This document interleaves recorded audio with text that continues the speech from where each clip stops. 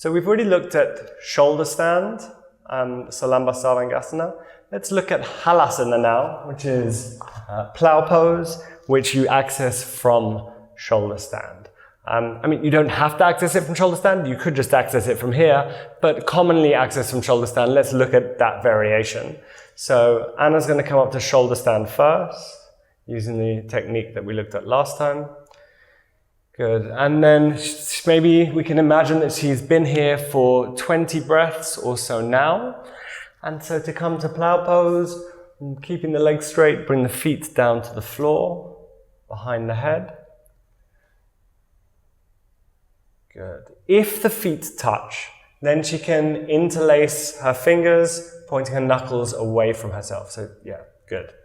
And if the feet don't touch, then what she can do is keep her hands on her lower back. And so this is the feet are off, and maybe bend the knees and rest the knees on the forehead. So two options here. If the feet don't touch, you do have the possibility of creating a platform. So you can use a couple of bricks or even 3 bricks here for a platform, and then now she has that contact, now she can interlace her fingers if she wants. And this platform, this one's a little bit wobbly, but you could even use a chair, so it could be relatively high. You could just use a normal chair and have the feet resting there. When it's time to come out, she can either bring her hands back to her lower back and come back up to shoulder stand, or and then she knows what she's doing. So actually she would bend her knees towards her forehead and hands to as breaks, or she could just have done the, oh, she's coming back up. Okay, cool. So you could just do the hands to breaks variation from here and gently lower herself down.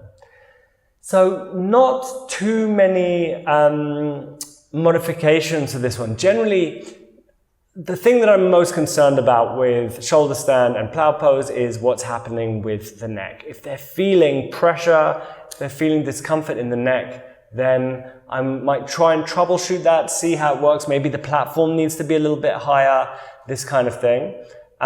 There are a ton of modifications that you can do in terms of using more props. So you can strap up the elbows and you can use chairs and this kind of thing. And for that, I really recommend going to an Iyengar class and seeing how they do shoulder stand. It's extremely supported.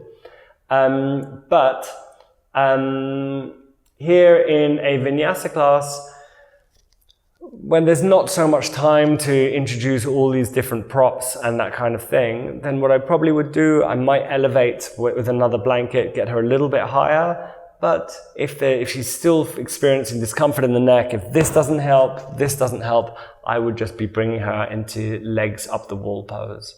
That would be my go-to at this level. That would be my go-to to fix this. But certainly there are accessible variations of this pose where you get near a wall, get near a chair, use straps, and this kind of thing. But for now, this is Plow Pose, Halasana.